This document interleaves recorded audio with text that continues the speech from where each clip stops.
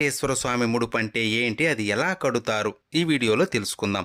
పిలిస్తే పలికే కలియుగ దైవం, కోట్లాది భక్తులకు ఇలవేల్పు, ఆపద మృక్కులవాడు, అనాథ రక్షకుడు, కొలిచిన వారికి కొంగు బంగారమైన ఆ శ్రీనివాసుడే కష్టాన్ని కడతీర్చే దైవమని భావించి స్వామివారికి తమ కోరికలు చెప్పుకొని ముడుపు కడుతారు. స్వామివారికి ముడుపు శనివారం ఉదయం దీపారాధన చేసి ముందుగా వినాయకుడికి మీ కోరిక చెప్పి స్వామికి ముడుపు కడుతున్నాను, సంకల్పం నెరవేరాలి అని కోరుకొని ఒక తెల్లని బట్టకి పసుపు తడిపి ఆరబెట్టి బట్టకి 4 వైపులా కుంకుమ పెట్టి అందులో 11 రూపాయలు లేదా స్థాయిని బట్టి కొంత డబ్బును స్వామిని స్మరించుకుంటూ పెట్టి మీరు ఎందుకు ముడుపు కడుతున్నారో మనస్ఫూర్తిగా భక్తిగా స్వామికి చెప్పుకొని డబ్బు పెట్టిన పసుపు బట్టకి 3 ముడులు వేసి స్వామి ఫోటో లేదా ప్రతి ముందు పెట్టాలి.